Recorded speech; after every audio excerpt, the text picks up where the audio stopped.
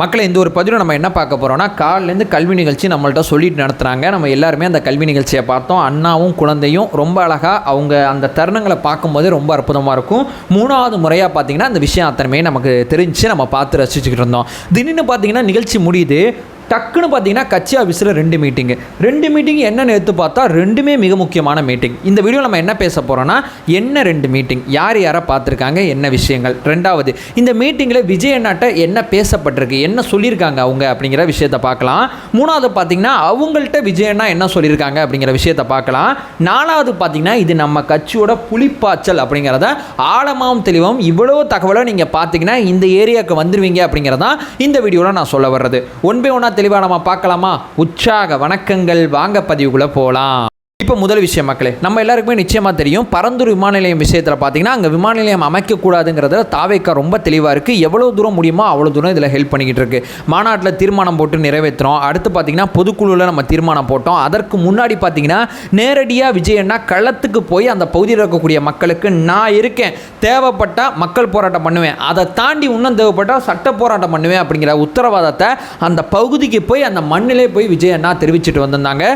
ரொம்ப ரொம்ப முக்கியமான விஷயமா அதை நம்ம பார்த்தோம். இவ்வளவு தூரம் இந்த விஷயத்தில் விஜய் அண்ணா நமக்கு பக்கபலமாக இருக்கார் அப்படிங்கிறதுனால அந்த போராட்ட குழுவில் இருக்கக்கூடிய சுப்பிரமணியன் அப்படிங்கிற ஒருத்தர் தான் அந்த போராட்டத்தை வந்து முழுமையாக ஒருங்கிணைச்சு கொண்டு போகிறாப்புல. அந்த சுப்பிரமணியன் என்ன நினைக்கிறார்னா, நம்ம வந்து விஜய் அண்ணாக்கு ஒரு நன்றி தெரிவித்தா நல்லா இருக்கும் அப்படிங்கிற விஷயத்த சொல்லியிருக்காங்க. உடனடியாக அந்த தகவல் விஜய் அண்ணாக்கு அந்த சமயத்திலே சொல்லப்பட்டுச்சு. அப்போ விஜய் அண்ணா என்ன சொல்லியிருக்காங்கன்னா, ஒரு நேரம் வரும், அப்போ நான் உங்களை நிச்சயமாக மீட் பண்ணுறேன் அப்படிங்கிற விஷயத்த சொல்லியிருக்காங்க. அந்த நேரம் பார்த்தீங்கன்னா இன்னைக்கு தான் வந்திருக்கு. இன்னைக்கு பார்த்தீங்கன்னா மீட் பண்ணியிருக்காங்க.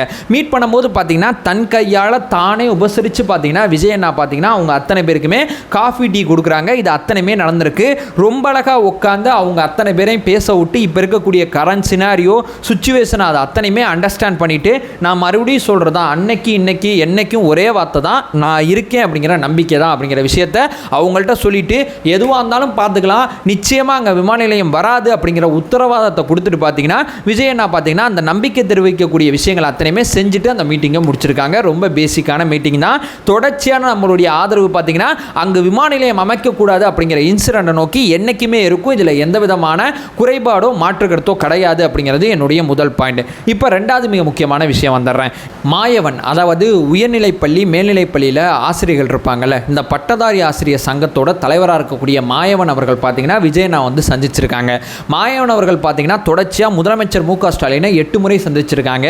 திமுக தன்னுடைய தேர்தல் வாக்குறுதியில் பார்த்தீங்கன்னா நாங்கள் ஆட்சிக்கு வந்தால் பழைய ஓய்வூதிய திட்டத்தை அமல்படுத்துவோம் அப்படிங்கிற விஷயத்தை சொல்லியிருந்தாங்க. ஆட்சிக்கு வந்துட்டாங்க, ஓய்வூதிய திட்டத்தை அமல்படுத்தலை, தொடர்ச்சியாக அழுத்தம் கொடுத்து பார்த்துட்டாங்க, எந்த வேலையுமே அந்த பக்கம் நடக்கலை. இப்போ இவங்க வந்து போராட்டத்தை முன்னெடுக்க போகிறேன் அப்படிங்கிற மிக தீர்க்கமான முடிவுக்கு வந்துட்டாங்க. அந்த போராட்டத்துக்கு ஆதரவு தெரிவித்து பார்த்தீங்கன்னா ஆதரவு கேட்டுன்னு சொல்லலாம், ஆதரவு தெரிவிச்சோட ஆதரவு கேட்டு அப்படிங்கிற வார்த்தை சரியாக இருக்கும். அந்த ஆதரவு கேட்டு பார்த்தீங்கன்னா தாவேக்காவை வந்து அவங்க வந்து அப்ரோச் பண்ணியிருக்காங்க. ஏன்னா திமுகவங்க எதிர்க்கக்கூடிய முதன்மையான சக்தி தாவேக்கா மட்டும்தான் சொல்லி அவருக்கு புரிஞ்சதுனால தான் அவர் நம்மள்கிட்ட வந்திருக்காரு. ஏன்னா பரந்தூர் விஷயமா இருக்கட்டும், வவுஃப் விஷயமா இருக்கட்டும், எடுத்த ஒரு விஷயத்தில் நம்ம எவ்வளோ தூரம் போராடுறோம் அப்படிங்கிறது அவருக்கு நிச்சயமாக தெரியும். ஏன்னா இவங்களுடைய போராட்டத்துக்கு பார்த்தீங்கன்னா விஜய் அண்ணா ஆல்ரெடி ஆதரவு தெரிவிச்சிருந்தாங்க. ஸோ இவங்க பெரிய போராட்டத்தை முன்னெடுக்கும் போது நிச்சயமாக தாவேக்கா துணை தேவைன்னு சொல்லி இவங்க நேரடியாக வந்து சந்திச்சிருக்காங்க. இவங்க பார்த்தீங்கன்னா பழைய ஓய்வூதிய திட்டம் புதுசு அப்படிங்கிற ஒரு விஷயம் இருக்குது பார்த்தீங்கன்னா ஓய்வூதிய திட்டம் விஷயத்தில், இது ரெண்டுக்கு இருக்கக்கூடிய அநீதியை அவங்க ரொம்ப அழகாக வெளிப்படுத்துகிறாங்க.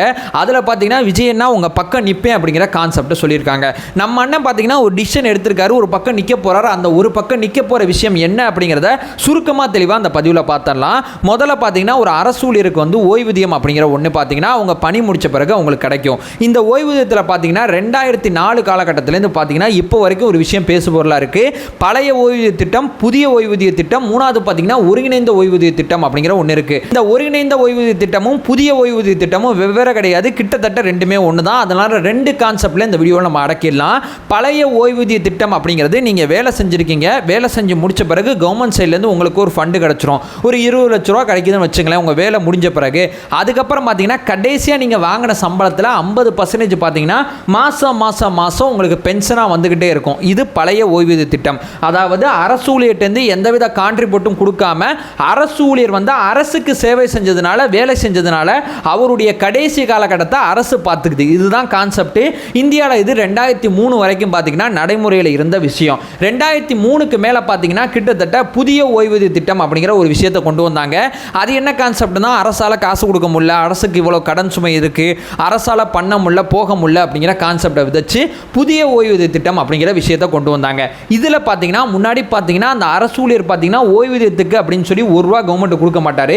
இந்த விஷயத்தில் பார்த்தீங்கன்னா 10% பார்த்தீங்கன்னா இவங்க சம்பளத்தில் அதை பிடிச்சிப்பாங்க. பென்ஷன் உனக்கு போடணும்ல, இப்பயே 10% பிடிக்கிறேன்னு சொல்லி சம்பளத்தில் 10% பிடிச்சிப்பாங்க.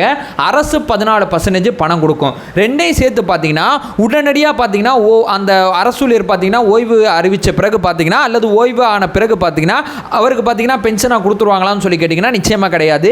இதை பங்குச்சந்தையில் முதலீடு பண்ணுவாங்க. பங்குச்சந்தையில் பார்த்தீங்கன்னா 2 விதமாக முதலீடு பண்ணுவாங்க. ஒன்று மேஜராக இருக்கக்கூடிய பங்கு சந்தையில் போடுவாங்க. ரெண்டாவது பார்த்தீங்கன்னா கடன் பத்திரம் இருக்கக்கூடிய ஒரு விஷயத்திலே முதலீடு பண்ணுவாங்க. இந்த 2 விஷயத்தில் முதலீடு பண்ணி அவர் அந்த அரசு ஊழியர் ரிட்டையர் ஆகும்போது ஒரு தொகை ஒன்று அவர் பங்குச்சந்தையில் முதலீடு பண்ணி ஒரு தொகை கையில் இருக்கும் பார்த்தீங்களா, அந்த தொகையில் 60% பணத்தை மட்டும்தான் அவரால் வாங்கிக்க முடியும். வேற எதுவுமே பண்ண முடியாது. மிச்ச 40% பணத்தை பார்த்தீங்கன்னா அரசு வட்டி மேலே வட்டி போட்டு அவங்களுக்கு பார்த்தீங்கன்னா வட்டி மூலமாக பார்த்தீங்கன்னா ஓய்வூதியம் கொடுக்கும். இதில் பார்த்தீங்கன்னா பங்குச்சந்தையில் பணம் போடும்போது சில நேரம் கிராஃப் மேலே போகும், சில நேரம் கிராஃப் கீழே போகும், எப்படி வேணால் நடக்கலாம். அந்த பங்குச்சந்தையில் என்ன பணம் கிடைக்குதோ அதை வச்சு தான் அவருடைய ஓய்வூதியம் அப்படிங்கிற விஷயத்துக்கு பார்த்தீங்கன்னா டிசைன் பண்ணுறாங்க. இதைத்தான் அரசு ஊழியர்கள் பார்த்தீங்கன்னா கடந்த காலம் முழுக்க பார்த்தீங்கன்னா ஏற்றுக்கிட்டே இருக்காங்க. ஆனால் திமுக 2021 வாக்குறுதியில் என்ன கொடுத்தாங்கன்னா, நாங்கள் ஆட்சிக்கு வந்தால் இப்போ புதிய பென்ஷன் ஸ்கீமில் நீங்கள் அனுபவிச்சுட்டு இருக்கீங்களா துயரங்கள், இது எதுவுமே உங்களுக்கு கிடையாது. உங்களுக்கு பார்த்தீங்கன்னா நீங்கள் ஆசைப்பட்ட நீங்கள் விருப்பப்பட்ட பழைய ஓய்வூதிய திட்டம் உங்கள் முன்னாடி வந்துடும் அப்படிங்கிற விஷயத்தை திமுக 2021 வாக்குறுதியில் கொடுத்தாங்க. இப்போ வரைக்கும் கிட்டத்தட்ட 4.5 வருஷம் ஆக போது. இப்போ வரைக்கும் பார்த்தீங்கன்னா இவங்களால் அந்த விஷயத்தை செயல்படுத்த முடியல.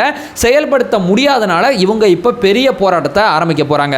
சொன்னியே செஞ்சியா, ஏன் சொல்லாமல் அப்போ உங்களால் செய்ய முடியலன்னா ஏன் சொல்கிறீங்க? இதுதான் அந்த அரசு ஊழியர்கள் கேட்கக்கூடிய பிரதானமான கேள்வியாக இருக்குது. சில மாநிலங்கள் பார்த்தீங்கன்னா பழைய ஓய்வூதிய திட்டத்தை செயல்படுத்திக்கிட்டு இருக்காங்க. உங்களால் ஏன் பண்ண முடியல அப்படிங்கிறதா இவங்க ஆதங்கமாக இருக்குங்கிற ஒரு விஷயத்தை சொல்லி இவங்க பார்த்தீங்கன்னா பெரிய போராட்டம் பார்த்தீங்கன்னா அறிவிக்க போகிறாங்க. அந்த போராட்டத்துக்கு பார்த்தீங்கன்னா தாவேக்காவோட ஆதரவு கேட்டிருக்காங்க. நம்ம தலைவர் பார்த்தீங்கன்னா ஒரு கான்செப்டில் தெளிவாக இருக்கார். பழைய ஓய்வூதிய திட்டம் அப்படிங்கிற கான்செப்டில் விஜய் அண்ணா ரொம்ப தெளிவாக இருக்காங்க. ஒரு அரசு அதிகாரிக்கு சம்பளம் கொடுத்து அவரோட பதவி முடிஞ்ச பிறகு ஓய்வூதியம் கொடுக்கலனா இது என்ன கவர்மெண்ட் அப்படிங்கிறது அவரோட பாயிண்ட் ஆஃப் வியூ இருக்குது. நிச்சயமாக பழைய ஓய்வூதிய திட்டம் தான் சரியான தீர்வாக இருக்கும் அப்படிங்கிறத ரொம்ப தெளிவாக ஆழமாக நம்புகிறாங்க. அதனால இந்த போராட்டக்காரர்களை சந்தித்து நிச்சயமாக பார்த்தீங்கன்னா உங்களுக்கு என்னுடைய ஆதரவு இருக்கும் அப்படிங்கிற விஷயத்தை பார்த்தீங்கன்னா விஜய் என்ன சொல்லியிருக்காங்க. ஸோ 2 பெரும் போராட்டத்துக்கு பார்த்தீங்கன்னா தாவேக்கா நிச்சயமாக பங்கெடுக்க போது. ஒன்று பார்த்தீங்கன்னா பரந்தொரு விஷயம், அரசு ஒரு ஸ்டெப்பு எடுத்து வச்சுச்சுன்னா அங்கே தாவேக்கா ஒரு ஸ்டெப்பு எடுத்து வைக்கும். ரெண்டாவது பார்த்தீங்கன்னா அரசு ஊழியர்கள் குறிப்பாக சொல்லப்போனால் அந்த ஆசிரியர் சங்கம் இவங்க பழைய ஓய்வூதிய திட்டத்தை கேட்டு போராட்டம் அறிவிச்சாங்கன்னா அங்கேயும் தாவேக்கா கொடிக்கலை நீங்கள் நிச்சயமாக பார்க்கலாம். தலைவர் விஜய் தேவைப்பட்டால் நேரடியாக போவேன், எந்தெந்த மாதிரி நான் உதவி பண்ணுமோ அந்தந்த மாதிரி உதவிகள் அத்தனையுமே நான் செய்வேன் அப்படிங்கிற உத்தரவாதத்தை பார்த்தீங்கன்னா மாயவன் அப்படிங்கிற ஒருத்தருக்கு பார்த்தீங்கன்னா அந்த சங்கத்தோட தலைவர் இருக்கார் பார்த்தீங்களா, அவருக்கு பார்த்தீங்கன்னா விஜயண்ணா கொடுத்துருக்காங்க உறுதியை. ஸோ நிச்சயமாக வகுப்பு விஷயத்தில் எப்படி நடந்ததோ அல்லது பரந்தூர் விஷயத்தில் எப்படி நடந்ததோ அல்லது அதே மாதிரி பார்த்தீங்கன்னா இந்த அரசு ஊழியர்களுக்கும் பார்த்தீங்கன்னா நிச்சயமாக நீதி கிடைக்கிற வரைக்கும் தாவேக்கா சும்மா இருக்காது அப்படிங்கிற விஷயத்தை பார்த்தீங்கன்னா விஜய் அண்ணா ஆணித்தனமாக சொல்லி அமைச்சிருக்காங்க. ஸோ 2 முக்கியமான சந்திப்புகள் இதை மட்டும்தான் நமக்கு சொல்ல வருது. இதை சொல்லிட்டு இந்த வீடியோ நான் என் பண்ணிக்கிறேன். நம்ம சேனலை ஃபர்தராக ஃபாலோ பண்ணிங்கன்னா பொலிட்டிக்கல் சார்ந்து மிக முக்கியமான பல பதிவுகளை பார்த்துட்டு இருக்கோம். நம்மளோட ஒரே நோக்கம் அறியாமை அகற்ற வேண்டும், அறியாமை அகற்றப்பட வேண்டும். Thank you so much.